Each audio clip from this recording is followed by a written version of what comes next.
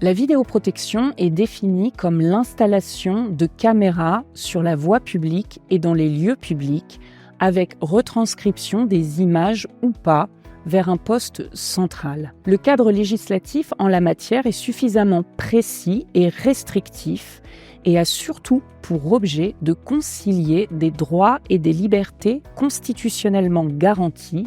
tels que d'une part la prévention des atteintes à l'ordre public, donc les atteintes aux personnes ou aux biens, et la préservation de libertés constitutionnellement garanties, telles que, par exemple, la protection de la vie privée. Au niveau local, c'est généralement le maire, au titre de ses pouvoirs de police administrative, qui décide de mettre en place des dispositifs de vidéoprotection sur son territoire. Cela peut être également les établissements publics de coopération intercommunale, EPCI, au titre de leurs compétences en termes de prévention des actes de délinquance. Enfin, il convient de préciser que tout dispositif de vidéoprotection doit requérir en amont l'accord du préfet avant son installation sur le territoire. Les finalités poursuivies par les dispositifs de vidéoprotection sont multiples. Vous en trouverez la liste dans le Code de la sécurité intérieure à l'article L251-2, qui liste vraiment de manière exhaustive l'ensemble de ces finalités. Parmi ces finalités, on trouve par exemple la protection des bâtiments publics et sites publics ainsi que leurs abords, mais également la préservation des installations de sécurité nationale, la prévention des actes de terrorisme, la surveillance sur le territoire des flux de transport et de circulation. On y trouve également la surveillance et la prévention de certains actes de délinquance ou de dépôts sauvages sur la voie publique, par exemple le dépôt sauvage d'ordures ménagères. Il est important de dire que ces finalités concernent essentiellement la voie publique et les sites publics. Mais il faut dire aussi que les dispositifs de vidéoprotection peuvent également être installés sur des sites accueillant du public, parmi lesquels on aura par exemple des bâtiments administratifs, mais aussi des établissements privés de type cinéma ou encore centres commerciaux. De plus en plus de collectivités et EPCI se regroupent pour mener de concert des processus de mise en œuvre d'un système de vidéoprotection.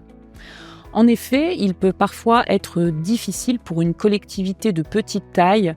de supporter l'investissement financier qui est particulièrement coûteux si l'on souhaite disposer d'un dispositif particulièrement opérationnel sur le territoire. Cela peut être difficile pour ces collectivités de mener ces projets toutes seules de leur côté. Donc c'est vrai que l'on voit de plus en plus mûrir sur le territoire des projets de mutualisation sur ces aspects de vidéoprotection, puisqu'elles permettent de faire parfois un investissement plus important, mais qui est partagé entre plusieurs strates de collectivités, et qui permet parfois d'avoir recours à du personnel mutualisé, puisque les dispositifs de vidéoprotection nécessitent des moyens humains relativement importants,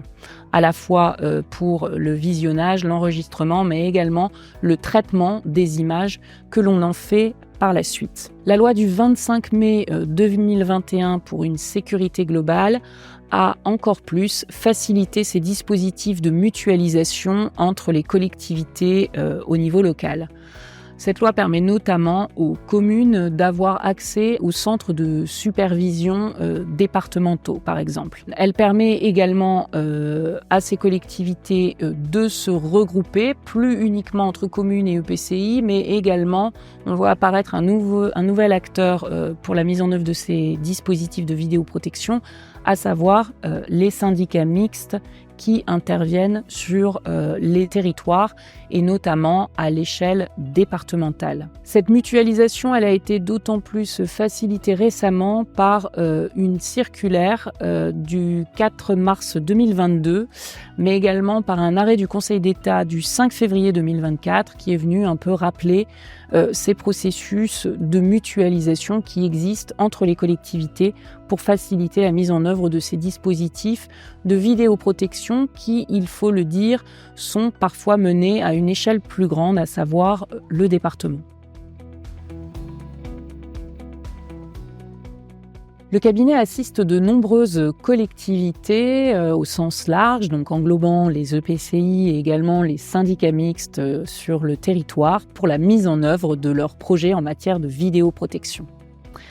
Dans ce cadre, le cabinet réfléchit aux côtés de ses clients sur la meilleure gouvernance à mettre en œuvre dans le cadre de projets mutualisés entre plusieurs collectivités, mais également en termes de montage contractuel le plus pertinent pour répondre à ces enjeux sécuritaires.